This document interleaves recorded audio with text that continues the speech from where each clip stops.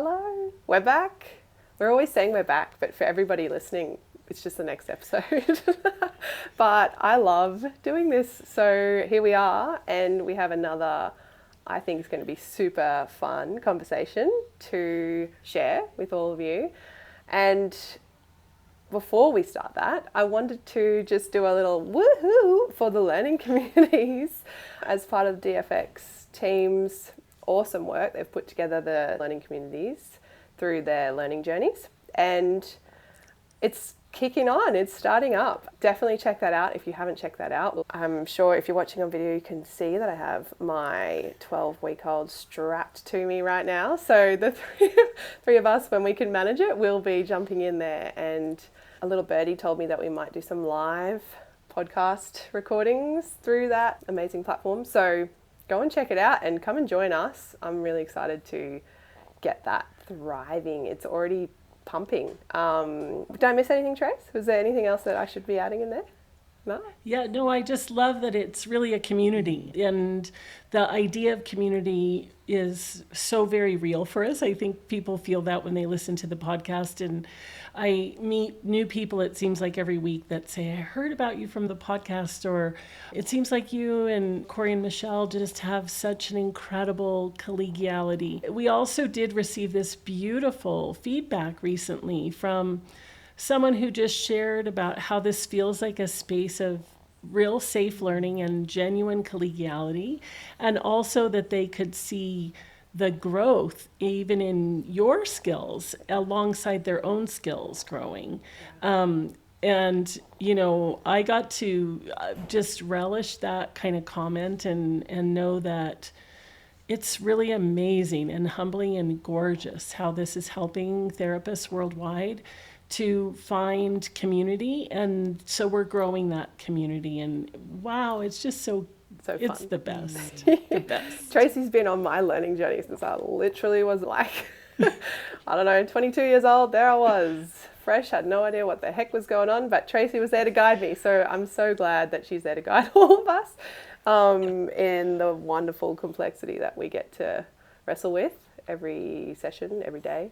So today I'm excited because wrestling with terminology is exactly what we're going to try to do today. So Michelle was sharing with me just 2 days ago that she was having a chat with some of her allied health colleagues and was kind of relishing, I'm putting words in your mouth, Michelle, but you can, you know, change them however you like to. But from me, it was a perspective of relishing the experience of just explaining concepts that, as an OT, talking to another OT, there's a little bit of assumption that you're on the same page. Whereas, you know, if you're talking to a dietitian or a speech pathologist or a parent, even other OTs, when you're new into the field, there's not, you haven't built your base yet. So it's been, from what I can gather, Michelle, fun to refine the capacity to discuss some of the things that you're seeing with a shared client. So I don't know, should I throw it to you so that I'm no longer putting words in your mouth?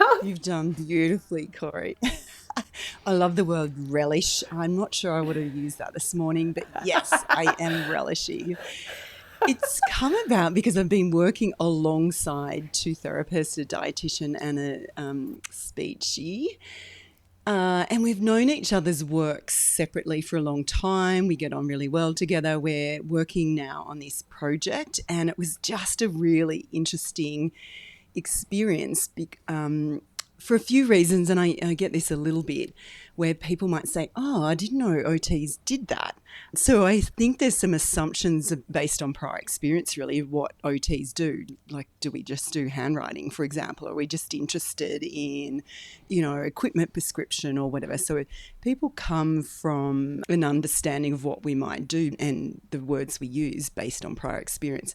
So these beautiful two OTs, we were discussing a case together. They'd identified that this child had some, in their words, sensory issues, and that they appeared to be dominant, and therefore I should take the lead with this case.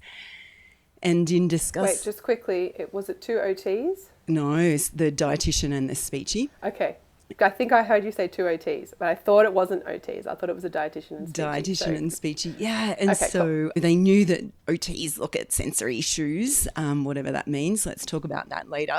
And then the beautiful cherub and the family system they're explaining, yes, there were some sensory issues identified, but that is definitely not what I thought was the root issue. And so, this regulation and capacity to co-regulate was the root for me. And so when I started talking about that, I just saw their eyes glaze over, like, what about those sensory issues? And isn't that what you're going to bring to the table? And so it was just really interesting. So we've had to do some backup before, we can move forward. And I guess what's also happening in parallel is working with some new beautiful OTs who I'm doing some mentoring work with. And so it's almost this go slow to go forward. And so some of these initial sessions are really looking at what words they use and what do they mean by that and what words I'm going to use. I'm certainly embedded and champion the learning journeys and the spirit model and the step SI. So that is just how I think, and the words that are in the different domains, the boxes on the spirit model, is the words I'm going to use. And so it's almost like we have to, when we're working with other OTs or families, educators, kind of scope out what we do, but also the language that we're going to use to describe what we do and what we're seeing with the child. Where we've tried to, race forward, I might use the word arousal. And in different environments, arousal's, often associated with sexual arousal, I guess. So it's just like, I can, a dad asked me, like, what even are you talking about? I love the dads. They always get me to be very specific. I do. I love it. I mean, It's not just dads, but it's just a different way to explain it. Yeah. I love it. And I think I love that frankness. And now, I just have these bank of words that I might use and then explain pretty immediately. So there isn't that sense of, what are you talking about? Sexual arousal here, Michelle? What are you seeing in my kid? What's going on? So I just thought it'd be really fun to talk about that, because certainly in the learning journeys and as we think about the spirit model and step SI, there is a language that we use. And I think when we're chatting together that we have over the years tried to make sure that we're all really perceiving in a uniform way the words and the language and how they integrate. So we're all really sure that we're talking about the same thing. Yeah, 100%. So I guess we want to try then to use the spirit model with all of you who are listening to unpack some terminology and just how would we explain that as best we can to people who aren't familiar. So that could be anybody, right? It doesn't have to be a parent. Yeah. It can be the speechy and the dietitian, can be any therapist who's trying to just crack into pediatric. Like you might be 10 years in a different part of OT and you're trying to get into peds, and it's like, well, how do I wrestle with this new set of concepts? Or parents or educators, whoever. So I'm not sure which term we start with, but maybe Trace, where's your gut instinct? Like you're our wonderful leader in this domain. Yeah, compass is a great term. So where should we deep dive into this? Yeah, well, I think we'll start with the word sensory. Sort of, what does that mean? And I want to kind of plant this at the beginning of this whole episode for us to try with each other to remember that we have kind of two levels of thinking around terminology. The first is, for me, I'm always trying to help clinicians find more precision that's mapped onto the science, because for me, that precision is what drives your clinical reasoning.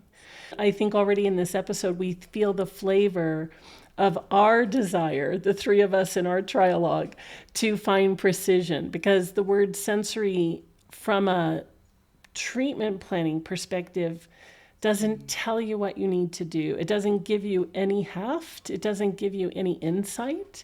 It doesn't bring anything. But that raises the second audience, basically, which is kind of the colleagues that you had, Michelle, who we are championing when they say we think there might be a sensory issue. And they don't need to have the level of precision that we need to have. Parents often enter with a more, I wouldn't always say it's surface level because I think they have a deep knowing, but their language may sound surface level. And then over time, some parents really get into a very deep level of wanting to discern, and not everyone does, not even every clinician does. I'm not saying that that's like a value that you have to go to the deepest level, but precision is available to us in different levels. So the two levels would be, we want precision as much as possible, and we want understanding that's highly accessible. That is a hard balance to strike. And I think it's even harder in our field right now because there's confusion around terminology. There's confusion around models. There's models being retired. There's models being shifted. And that also creates confusion. So it's probably a conversation that we could have, once a year almost, like to develop precision. And I also know that in my own career, it's been this ever journey of finding the language that matches the person I'm engaged with. Yeah. Yeah. I agree. Yeah. But let's start with sensory. So, when somebody comes to me, and even just this week, I was doing a consultation with a family. They adopted a little boy when he was 2, but he lived in their home since he was 15 months or so. And he's 12 years old now. So he's been with this family most of his life, but he has a lot of difficulties. And the parents described that they thought somebody told them that the piece they were missing was the sensory piece. And that's what brought them to developmental effects and opened the door to occupational therapy. So what a gift that is, that this notion of sensory, whatever that is, kind of lives enough out in the world that sensory health and sensory awareness and, sensory rooms at the airport and at the museum, these are beautiful unfoldings of cultural and societal awareness of these issues. And it often does open the door and lead somebody. But then the tricky thing in this situation was that this little boy, he has difficulties with regulatory capacity and trusting relationships because of early abandonment and having a mismatch sometimes of what on a sensory modulation level feels soothing and comforting to him versus what people genuinely are trying to offer him. So it goes into the sensory level, but the issues are really emanating out of a different level of regulatory processing and of self and other processing. And we can't get to the right treatment plan if we call that a sensory problem. So to me, that's where the precision comes from. Yeah. I think that's exactly what you were speaking to, Michelle, with your colleagues. And I felt my heart go warm, or some resonance with your statement around what a gift that is, that people have associated occupational therapy with somebody's having difficulty with the sensory processing or capacities, and that has brought them to us. And now we need to do the precision to help move forward. And Michelle, because they said to you sensory issues, you're going to work on the sensory issues, so maybe flesh that out with us around how you helped them come to understand or see that in a different way. Yeah, look, it was great because I got a seat at the table. The child's issues is with a really restricted food intake, and so, that couldn't sit anywhere. But I certainly saw that in hearing about the child and family, that regulatory capacities were actually the root, and that was impacting sensory modulation. So it was a state dependency sensory modulation issues. And so I was just putting it together a bit differently, but I got a seat at the table. And then it was like, well, actually, he let me untangle it a little bit more precisely and use the ways that I would think about it. And so I wanted to kind of say, oh, thanks, but my wondering is more about regulation given the history.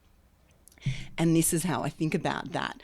And do you think about regulation, and do you have a model? So let's land, if we're going to keep working together, the three of us, it's really important for me to land on a few models so that we can talk about regulation. So I totally took it, it in a different direction, but that identification of individual differences, specifically sensation, got me there. And now our little community, our little multi-disc community here in Orange, is going to create some shared language. And when I spoke to why I was kind of clinically reasoning that regulation was perhaps the route that I wanted to investigate more in the assessment, is I was like, oh yeah, we trust you with that. I don't know why you got there, because there's those sensory issues, and shouldn't you just be going there? So it's this dance of sharing knowledge. How does that resonate? Do you trust me enough to kind of take us on a bit of a different tangent that you expected the OT to take you on? And we'll let you know how that goes. So, I got an initial, yeah, okay, but you better deliver, girlfriend. well, I was going to say we should, because you said at the start, state dependency sensory modulation challenge. And what a terminology. Amazing. Do you know what? And on a Friday morning, which is when I met with them, it was kind of a bit twitchy, but I was like, I can't proceed without getting the groundwork here. So I know that's a lot. And, I'll take you on the journey. Yeah, it's a bit of a dance, isn't it? What's the just right challenge to get them to follow my lead? I could have more. It was auditory and tactile sensory modulation. Good. We love precision. What I was going to say is maybe we should just, just like we could tackle that through the model, right? So that's what we're here to try to do. And so state dependency sensory modulation. And my brain is going straight into the S of the sensory, affective and motor components in the center, in the core aspect of the model, Tracy, where you have those three elements pulling things together, considering all those elements. And you have split the sensory, affective and motor functions into lower in the brain circuits and higher in the brain circuits. And so my brain's thinking about the lower components related to processing sensation, and because of the way that Tracy's helped me think about this, the lower components of the way we process affect. So I'm always linking those two things together. And so how did you explain state dependency sensory modulation, Michelle? Maybe start there. I don't know. This is where I wrestle a bit with accessibility, because I use Stephen Porges' polyvagal theory. That's the lens I use with the research I'm following. Sometimes I find that Dr. Dan Siegel's model of modulation, that image, is a little more accessible than the latter. So at the moment I'm leaning towards, if you're entry level and I'm just explaining regulation for the very first time, I lean on Dan Siegel's model. I have it laminated, I pull it out and I map that out for families. So that's my entry, but I configure it in my brain. And when I'm talking to OTs or anyone who has some, a few regulation models, there's lots of options, I really am defaulting to polyvagal theory. Yeah. Do you want me to contribute then? You can help refine how we're thinking maybe. You got it.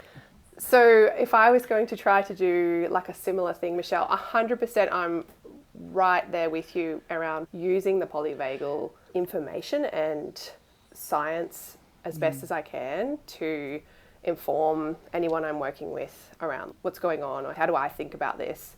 I've actually, I think it was a lecture Tracy, in the Mind to Minds study group a little while back. So since that lecture, I think I have really just started to go with, is it high energy? Is it low energy? Is it a positive experience or a negative experience?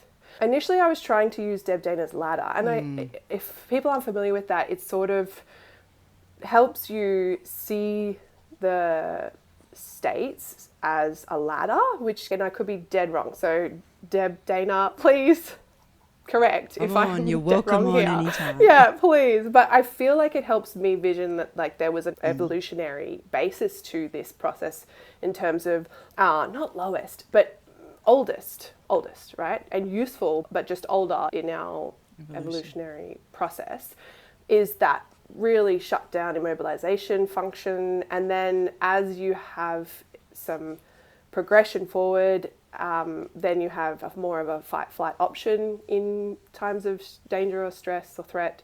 And then hopefully you have the option to get to the top of the ladder, which is like a ventral vagal, social regulated state. And so I was trying to use that, and I do think that's not a bad model in any way, because it helps people just to see that if you're trying to explain that element. But I really love the fact that I can put the arousal piece with the safety piece on your chart, Tracy, that you gave, which is just, I mean, it's just, again, it's still got the arousal of up and down. And I'm with you, Michelle. I do often explain arousal as revving up or revving down from Dr. Dan Siegel's model of modulation. And I think that's really useful for just getting a bit of a sense of that mobilization of energy.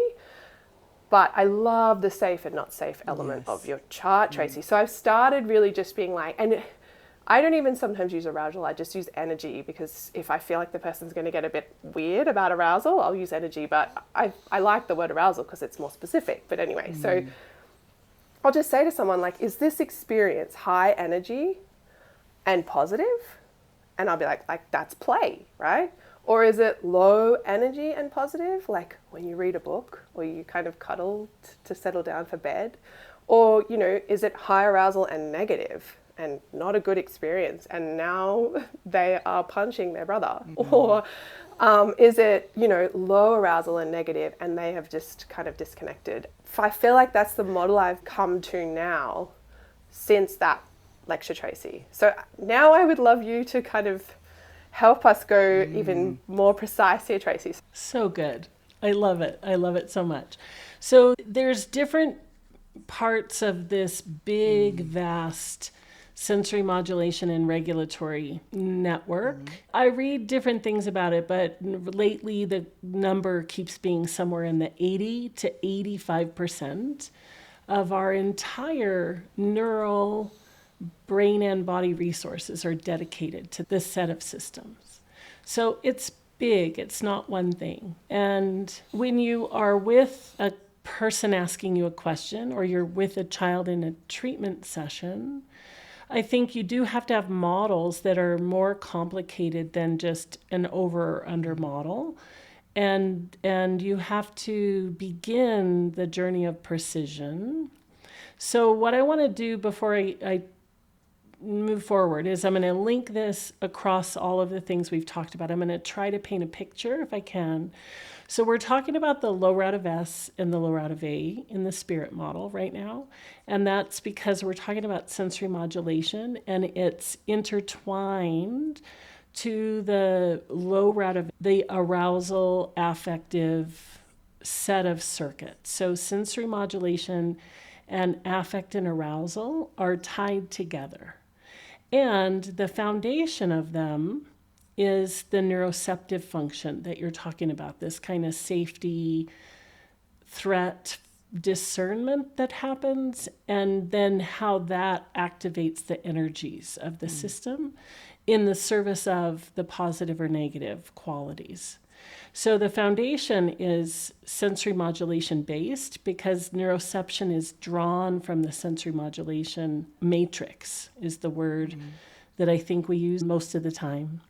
And so we have this matrix of sensory modulation that gives us information about the foundation of neuroception, and that sets the scene for how the rest of the regulation system is going to operate.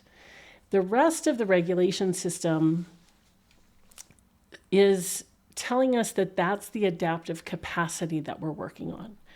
So it's sensory modulation for the purpose of the regulatory adaptive capacity. So that's a big thing to say, right? When we see kids who are struggling with regulation, whether or not it has a sensory base, and that's the stories that we've shared today, is that people send them to OT sometimes for sensory issues, because dysregulation and sensory issues somehow are kind of getting paired, which is a good thing in the world. But then we have to sometimes deconstruct it. So how we deconstruct is we say, what's happening in that basic, am I comfortable, am I not comfortable? Am I safe, am I not safe? And how is that activating me or not activating me? What's happening there in the service of the adaptation? And then how does that constrain or create a state? So the state is informed by the autonomic state, and that's what you just beautifully described, I think, both of you. But that sits on top of the general arousal state. So Dan Siegel's model, he's drawing from a lot of literature, but there's this general arousal state that's in the background. So we have general arousal and autonomic arousal that create our overall state. And that's founded in the sensory modulation of neuroception. So if we can name all of that, then we start to get closer to being able to figure out, where do I head in terms of my treatment plan? We still don't have all the pieces that we need, but we at least begin to go in the right direction. And how we translate treatment plan from this information is by identifying as clearly as we can what's happening in that at lower out of S, lower out of A, and how that then connects to all of our options. We use the STEP SI as the way to map out those options. But what you choose to do, like in task structure, is really different if a child is presenting in an energetic state of protection versus openness. It really changes how you approach the whole of it. So you want to map it out. So the map that I have in my brain is that neuroception is the foundation. State gets constructed around that. Sensory modulation is a part of the opening and the closing of that window. And then the unfolding of that becomes the A functions that we depict in this wheel of A's. So if I'm more regulated or if I'm more dysregulated, that's going to have an opening or closing, a constraining or an enhancing quality to it. If I'm in regulation, my capacities are enhanced and available and accessible. And if I'm dysregulated, they're constrained. So those capacities in the regulatory circuit, we can think about through the A functions, my affect and my emotional energy, my social connectedness, my prosociality, my attention, and all of what attention means. And then the autonomic nervous system, obviously, the action and motor system, the movement system itself, and then back to general arousal. So arousal and autonomic functions hold the container, create that constraint or that enhancement, and then they also are elaborated by experiences that match what the system needs. So it is a regulatory system that is responding to opportunities to embody the next option over and over and over and over again. Yeah, is that picture painting in your mind? And how does that land for kind of the descriptions that we're struggling to name here? Trace, I love that, and I can't wait to listen to that again because I think I've picked up something a little different again. So an example of that might be a little child who has difficulty processing loud sounds. And if those loud sounds, if they're present, that child's sensory modulation, specifically the arousal system in the A's, might get more constrained. Their capacity, I was going to say their capacity to kind of tolerate that or self-regulate that will determine what happens next. If they don't have a lot of resources, capacities to help them regulate through that ongoing experience of loud noises that's disruptive, they'll become more and more constrained, and then at some point it might kindle into whatever their profile is, that it might kindle into action dysregulation. So then they'll get mobilized and move away or become externalized behaviors. For me, that's how I'm trying to get more and more precise, rather than saying regulation, dysregulation, or sensory modulation, difficulties processing auditory input, particularly loud, sudden sounds. Using those 5 A's helps understand the cascade that can happen, like what was initially constrained and then where did it kindle into, what strategy did they use perhaps to help regulate. Am I kind of putting that together okay? And do you want to refine that? Yeah, no, you're totally putting that together. I think there's one more iteration as well, is that when we see somebody struggling, let's say with sensation, and in this case it's auditory, which happens to be the reason that I'm making this qualifying journey here, Michelle, is that the question we want to be able to ask ourselves clinically is the sensory modulation the thing that's leading that?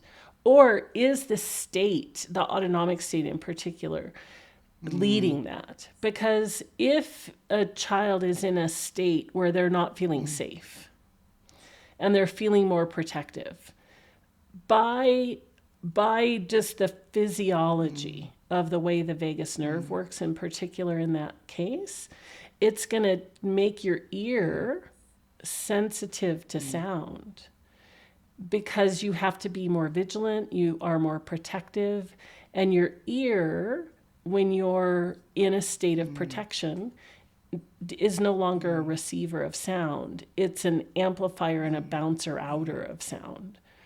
And so in that way, sound sensitivity that's intermittent could be telling us that it's based in the child's state, and it's not even in the sound, it's in the actual other system.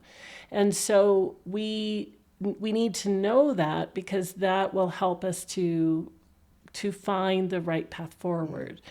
And so I think it's a beautiful example of how, yes, seems like it might be sensory, but the sensory modulation system is a part of the regulatory system. It's not always the driver. It's sometimes the repercussion of. It's sometimes the result of the constraint in the system. And it's a necessary thing for us to become more sensitive. When we need to protect ourselves, we have to be more aware of the potential threats out there. And so it's always a either or question. And it's part of our discernment in this area is we pause enough to really get a bigger picture of what's the story, what is the nuance, where is that coming from, so we can understand it, right? So in the case where it's not coming from protection first, and it really is that my ability to modulate sound is leading me to have that as the dominant experience, then exactly the way you proceeded to deconstruct that is the way that I would do that. And then the question is always, is that where it came from? Yep. And so that might be, the context is we observe a little child in clinic or in a preschool setting. They're happily playing with peers. They're being creative and fun and dynamic and open and engaged. So in this ventral vagal state. And then there's a loud sudden noise, the door slams or something, and you're more clearly seeing that that was a disruptor. So that would be a clear picture where it points more directly to sensory modulation of auditory input, versus they're using Corey's language, they're in a high energy state and they're buzzing around and probably looking less adaptive, looking less social with their peers, less purposeful with their play. So they're kind of revving high and loud noise occurs, then that's the second example that they're coming from a higher arousal state, and that influences their capacity to modulate sound and everything else. But in this example, sound, I guess, using the word trigger, but that's the trigger or the disruptor on that occasion. Isn't it interesting where we go on different journeys? Because this is not where I was going to take us and we don't have to go there. But Trace, I loved learning about the 5 A's and it helped me become more precise.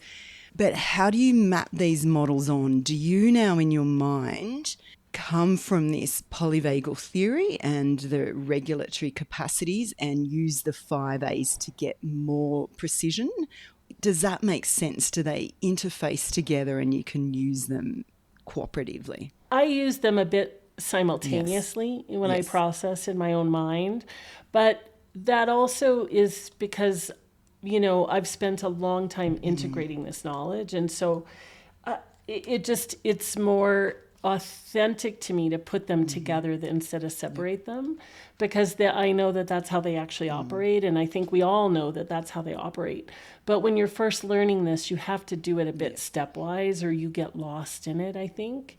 So for me, I have neuroception, and the way Corey described this idea of energy being relatively activated or deactivated in relation to the positive or negative valence, that is the neuroceptive function. So I usually have that as kind of the continual question that I'm just running through the sieve of my mind. And part of that, honestly, is also because neuroception is moment to moment. It's moment to moment to moment. And the nervous system is drawing the energy from that surveillance and detection of threat or safety all the time in order to adjust the rest of the system. So I think that that's like a simultaneous thought that I have. And then I might use how that results in the grid that we were painting in that kind of describing that really creates these states of the nervous system. So they're kind of sitting in the background, okay? And when I say state of the nervous system, that's really an autonomic reflection. Then I'm going to superimpose that on the general arousal and whether I'm in a window of tolerance that is open or constrained. And where is it located relatively in terms of energetic activity. So I'm going to put those together sort of in my mind, but I'm going to think through them kind of iteratively instead of sequentially. And I think that's the way I generally approach it. And then when I know that there's opening in the system, then I'm wondering about how that enhances the A functions. If there's constraint, I'm wondering how that kindles or restricts the A functions. So then that would be another iterative layer. So I usually come to the broader adaptive capacities of all those A's at the end of my thinking, because it is more the outcome and the product of, and the beginning of it is more based in the sensory neuroceptive kind of function. So neuroception is this double valenced function, okay? The first part of it is safety threat. And based on that, it mobilizes or immobilizes or activates or deactivates the resources that you need. So if you are in safety and you are in mobilization, you're going to end up in that blended state of ventral and sympathetic play. Yeah. Okay. So neuroception, if you put those two pieces together, the circles behind it are the autonomic state. And sensory modulation is the matrix it's telling you if it's safe or not. And it's also the mobilization and immobilization of the thresholds and the activity based on neuroception. So sensory modulation is like the functionality of neuroception. Everyone gets confused about that, okay? But neuroception is the foundation.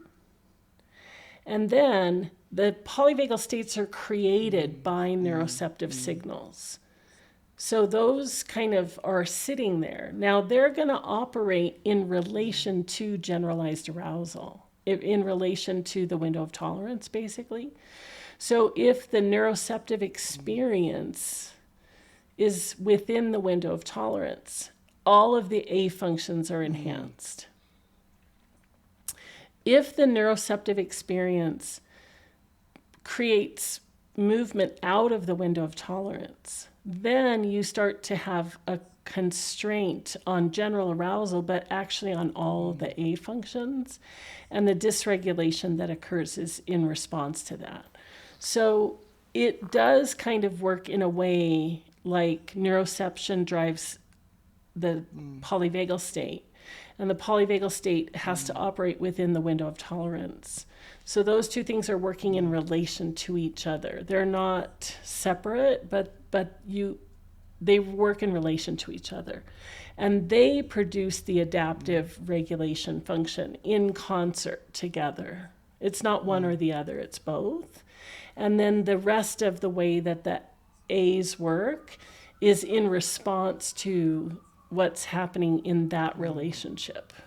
We just opened a can of worms because Tracy, I pretty much stalk you, and I haven't heard you use the phrase sensory modulation matrix. So we don't have to go there today, but I just think this idea of language and, we did dive into the sensory affective functions and their interconnectedness and how it impacts our function, really. But we left poor M out, so I think we need to come back to M, and I'd love to hear more about this Matrix business because I've just got the movie Matrix in my mind and I'm really buzzed about what is she talking about? She's dressed in black, she's got a cap on. Are you the sensory modulation Matrix lady? Is there a film coming? So yeah, we left M and we left the high route of S, the high route of A. So we'll come back to those. But yeah, so all of that is very complicated and there is a sensory matrix. So we'll talk about that. But when we meet with a parent or a teacher, we can keep it really simple. I usually start with whatever language they use. And then I start to elaborate it based on where I think my understanding of this little nervous system that we're talking about, where the elaboration is going to enhance people's understanding. From understanding, we all have deeper attunement. We all offer more compassion. We all offer more opportunity for finding adaptation. So understanding helps, and that's why it's so important. But we don't have to understand all the layers all the time. We want to, because that's what fills our tanks, is just nerding out on this stuff as much as we can and understanding it. But what you want to do is find the just right level of understanding. Yeah. And I think I love your term for the learning journey, because I think certainly that's what you're offering for OTs and broader probably. Your reach is very wide these days, Trace. So inspiring, is that there is a shared language in communities and there is a shared belief system and philosophies and models that we draw from. And so I think for our OT, community that want to be part of, this resonates with them. then I think it's really powerful. I think in our own ways that we're operating, so Corey and I are also doing mentoring. So in our little, bubble communities, OT, us with our OT teams, they're wanting to understand the language and be included in these conversations with parents and Molly Dis teams and, educators. We're creating our little communities and we're really trying to involve everybody in having this shared language. And it's not, I just need to say, it's not always ours. I'm sitting in education centres and I'm trying to wrap my head around curriculum and outcomes. And it's like, I need to understand their language and their systems and, what works for them so I can be a resource or of service to teachers whose job is to implement curriculum. If I want to have a seat at that table, I need to know their language and the outcomes that they're trying to achieve. So it's not just a one-way street, I will say, but I think to be embedded and included in a community, there just is that exchange of what does this mean for you, and are we all talking the same thing, and are these words accessible and do they resonate? And where they're not, that some people just sort of like, oh, that doesn't sit with me, I have a different belief or a different approach. No worries. Do you know what I mean? Like, you have to be true to you and where you're at. So it's a bit, I don't want to sound so frank to say take it or leave it, but you just have to follow what resonates with you and give people the opportunity, I guess, to be part of a community.